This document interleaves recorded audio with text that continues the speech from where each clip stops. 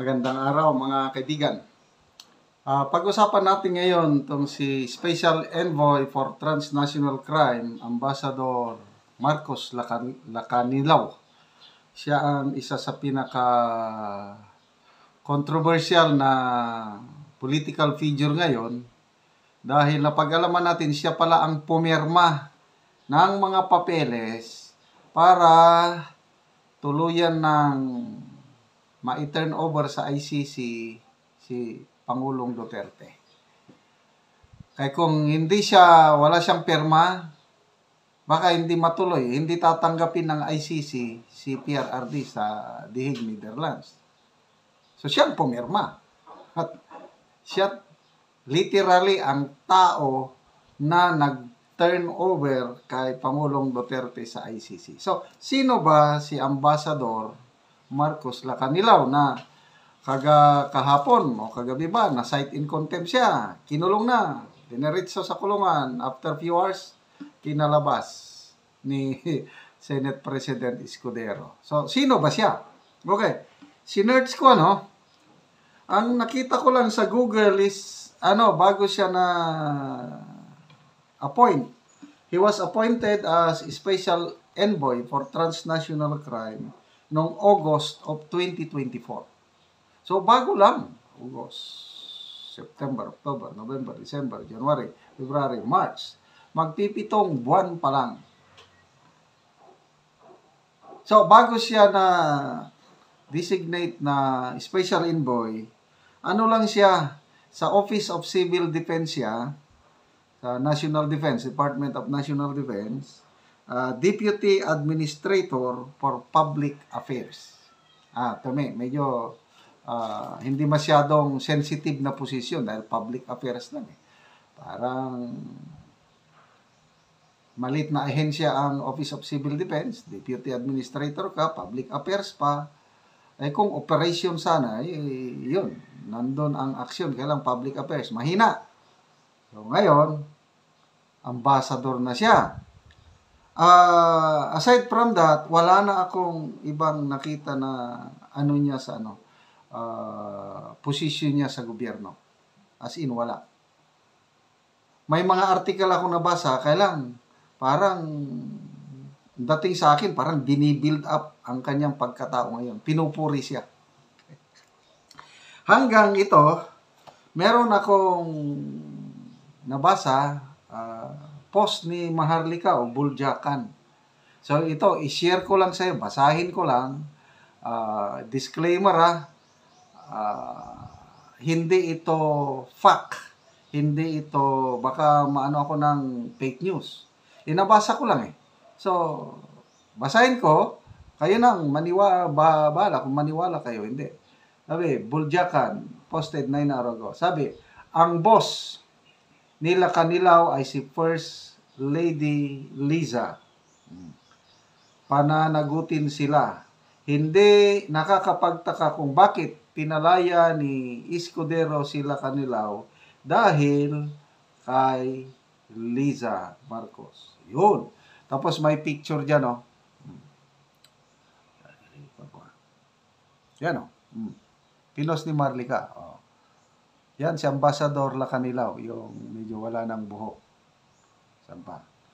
Ito rin, yan nasa kainan sila I don't know saang lugar ito.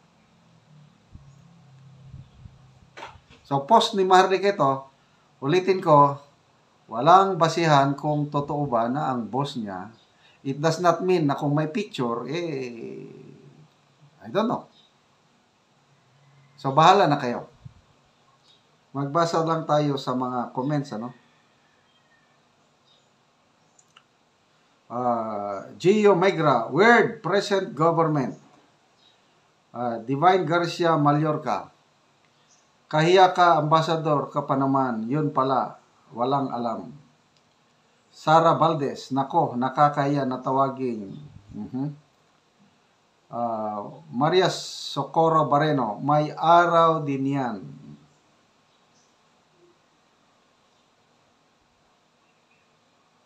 Eli Mikotuan, yun pala boss niya, tama lang sa kanya na makontempt Kaya lang, na-contempt, linabas naman kagad. Okay, ipalabas ko lang yung magandang pagtatanong ni magandang pagtatanong ni Senator Alan Peter Cayetano dito kay Ambassador Lacanilao. Saludo ako dito kay Senator Peter Alan Cayetano. Ang galing niya magtanong. Ito. So, why did you sign in behalf of the Philippine government if you weren't representing the government and you were representing Interpol? Medyo mataas na ho kasi yung pagod na din kami. Tapos ang request ng ICC staff. Lumalabas sa hearing kahapon, o kagabi na ba, representative lang siya ng Interpol. Yun lang. Siya ang pumirma in behalf of the Philippine government. Yun ang tanong. Kaya doon, hindi niya masagot-sagot yun. Pagod na daw sila. Anong klase? Ay, nako. That time, nagre-request sila na kunin na ng medical team. Hindi ko kasi ma-perform yung medical assistance to the former president. Yun ho yung dahilan yan. Ang dahilan, pagod kayo? Hindi po, nagkakagulo na din ho nun. Mataas na din po yung sitwasyon. Makisabi ng totoo. Opo. We're all under oath. Yes, ma'am. Ang mataas na rin. Paliwanag mong maigi. Representative ka ba ng Pilipinas or representative ng Interpol? Pipili ka lang. Nirepresent ko po ang Interpol NCB Manila. So, mali itong papel na to. Sabihin mo sa akin. Kasi nag-iiba eh. Isa sinungaling, isa totoo. Yun ang clear ho sa ICC. Pwede kong linawin lang. Siguro, hayaan mo na natin. Yun. To the rescue, si Secretary Boying. Alam naman niya eh. Ako ang kababayan po natin.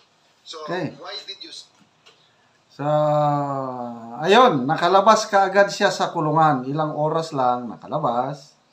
Ayon kay Senator Escudero, humanitarian consideration dahil ngayong araw daw ililibing ang lolo ni Ambassador Lacanilao at dapat mabigyan ng due process.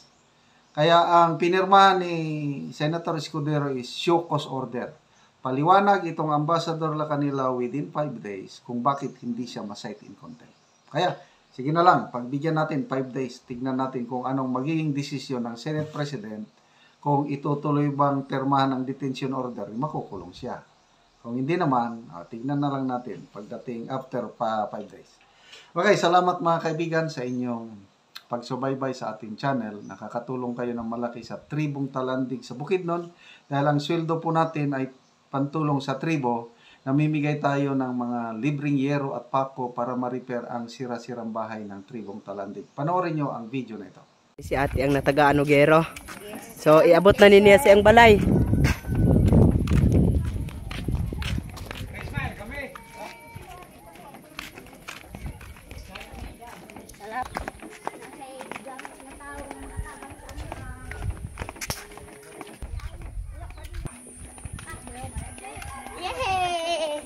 Lansang ugero yang dala.